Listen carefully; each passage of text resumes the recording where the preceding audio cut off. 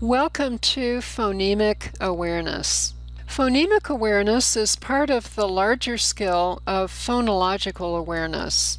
Phonological awareness is the ability to, number one, listen to a sentence and break the stream of sound into its separate words in one's head, crucial for being able to succeed at a sentence dictation exercise.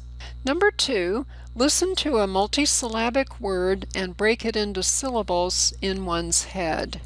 Number three, listen to one syllable, either a real word or a nonsense syllable, and break it into its component phonemes in one's head. And phonemic awareness is just the third part, number three.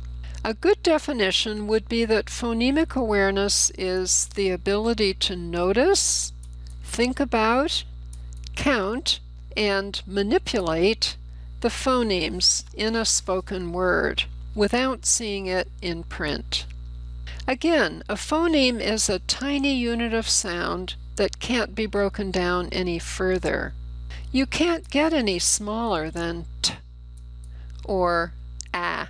Different languages use a limited number of all the hundreds of phonemes a human baby can produce. American babies can do a Zulu click, or the beautiful French U sound, or a rolled Spanish R, but gradually they listen to the adults around them and pare down to the phonemes employed by English.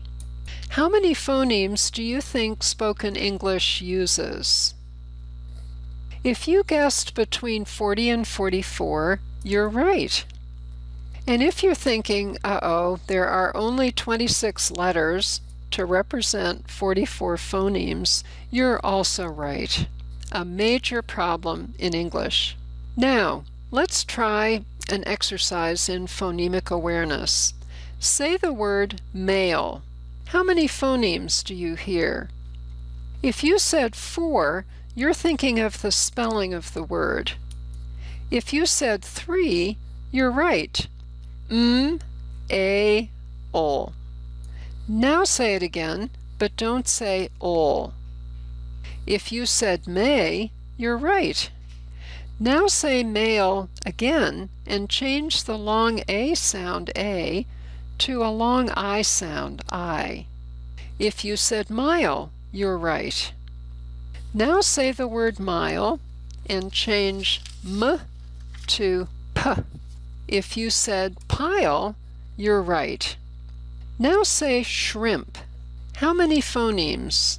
If you said 6, don't forget sh is 2 letters representing one phoneme, and we're counting phonemes, not letters.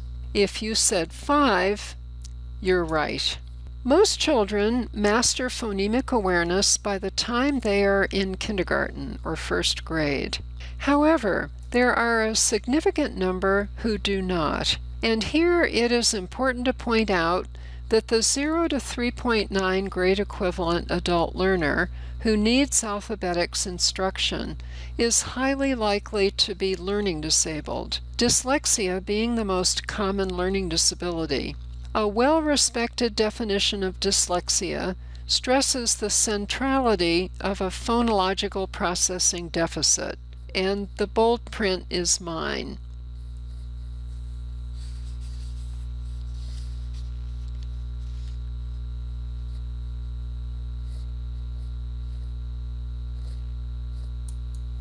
So what can we do to help our adult learners strengthen their phonemic awareness? The good news is, as we teach alphabetics, we are also strengthening phonemic awareness.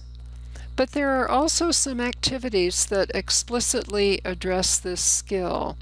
The only equipment you might need are small mirrors, either the plain rectangular kind or larger plastic ones with handles, both available at stores such as the chain pharmacies.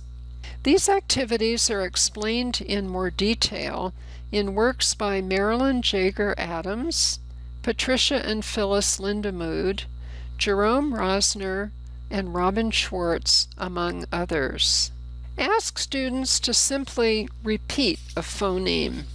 Using mirrors, help them to describe how the sound is made.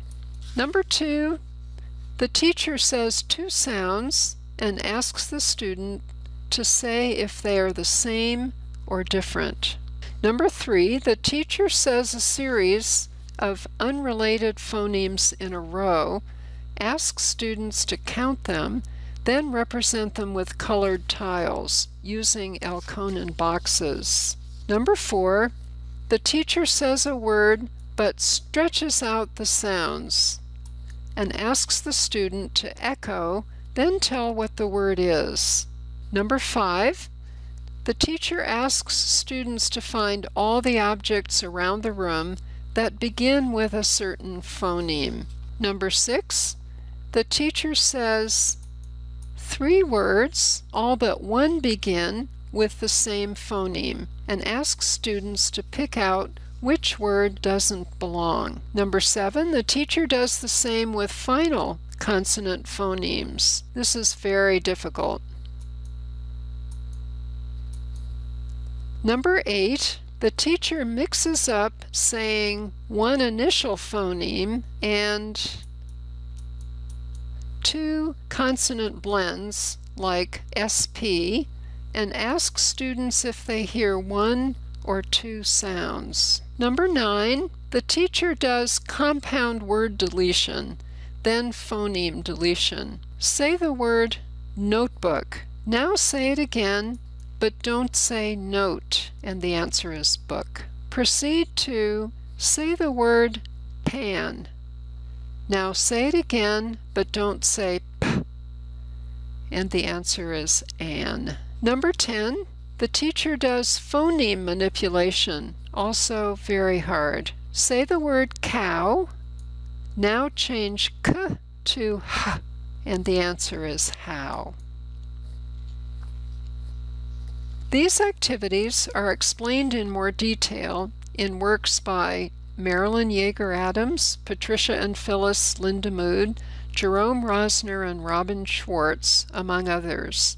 And again, they are saved in a document, Strengthening Phonemic Awareness, in this section. Here are examples of Elkonin boxes pioneered by the Russian psychologist D.B. Elkonin. The student listens to a word, separates it into phonemes, and moves a tile into a box for each phoneme. The tiles can be one color for consonants, another for vowels.